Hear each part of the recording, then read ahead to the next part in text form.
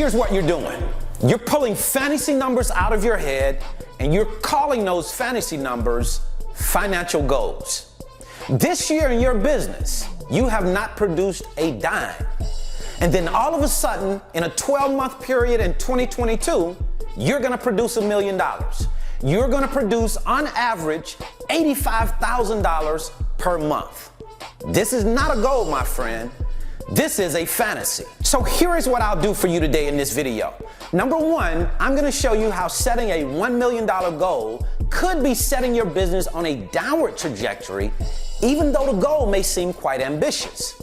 And then number two, I'll share with you the goal that you should be setting in your business instead of that $1 million goal.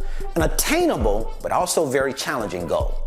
And then number three, I'll share with you how to start moving your business toward tracking whatever goal that you set. So we have a lot of value packed in this video, so if you would just give me a few minutes to come inside, give me your undivided attention, and I'll share with you how to put your business on a path to success right now. So before we get too far out of the gates, I want to make sure that you understand where I'm coming from. I am not saying that you cannot make $1 million, even make $1 million in profit.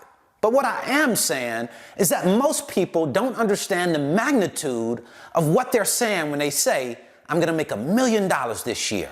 They haven't even taken the time to go in and do the research on how much money you need to make a month to produce $1 million in a year. They don't know the number of loads that they need to move to make $1 million in a year. So it's really not a goal. It's more of a pipe dream. And what I'm trying to do is to show you how to change it from a pipe dream to a real goal. I heard someone say that it's not that we set our goals too high and we miss those goals. We set our goals too low and we hit the target every single time. But there's a difference between setting a goal and just pulling a number out of the middle of nowhere. There's a distinct difference. And what I want you to understand today is that when we're setting goals based off of something. Did you know that the average small business makes about $70,000 per year? How about this one? 83% of small businesses make less than $100,000. So where did this idea of $1 million come from? How did $1 million become the measurement of success in a business? It seems if we just pull this $1 million out of the air and said, just because you're a business owner, all of a sudden now you're supposed to make $1 million in a year. I beg to differ. Most businesses don't make $1 million in a year. Does that mean that you can't? Of course it does not. But right now you don't have an infrastructure in place. You don't know very much about the business that you're getting ready to go into, so you don't have the knowledge to earn $1 million. So the likelihood of you earning $1 million is very unlikely. So what that does is that put you on a trajectory of down spiraling. Why is it that I say that? Very simple. Because when you set a goal for $1 million and you're setting to go out and achieve that goal, then you have to start measuring how far you are away from it.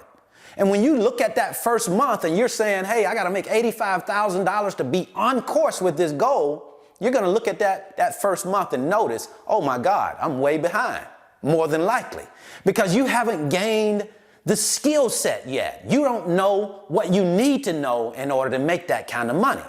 So the kind of money you're making is going to be equivalent, very likely, to the skill set you've acquired. And it negatively impacts your mindset. It's not a good mind space for you to be in when you're tracking $1 million, $85,000 in your first month, and you lay an egg and get zero in your first month. Here's what I think is a good goal for a new freight broker.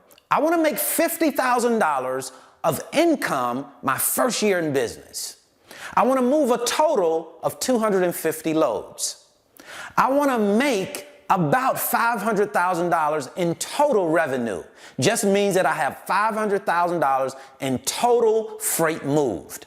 Off of the freight moved, I want to average about 10% for that $50,000. These, in my opinion, are challenging, but also very attainable goals. And why is it important to set attainable, or what we call achievable, goals? Well, it's very simple, because when you set too big of a goal or you set unrealistic goals, what happens is a lot of times you get so frustrated that you quit when you don't achieve those goals. So we want to set reasonable goals that we can attain, because it's going to help you to build the confidence that you need to move your business forward. So Brandon, everybody tells me that I need to have a goal, but nobody tells me how to achieve that goal.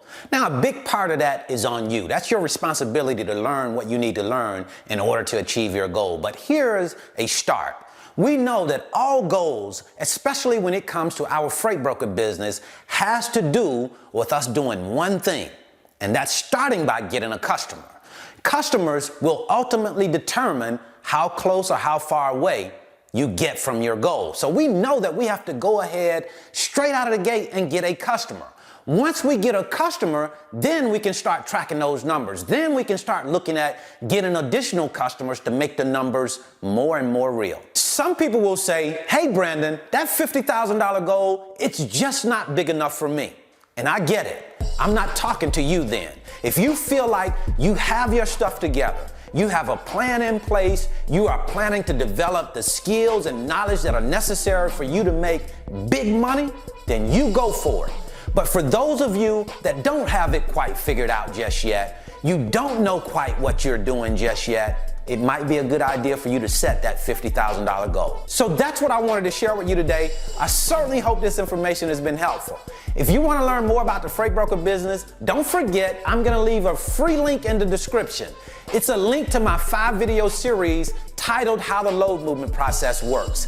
It will give you a look into the freight broker business, let you see how it works before you decide to come into it. And then if you want to know more about the load board, how we go in and search for trucks, post our loads, and of course how we start to form our rates, check this free video out right here.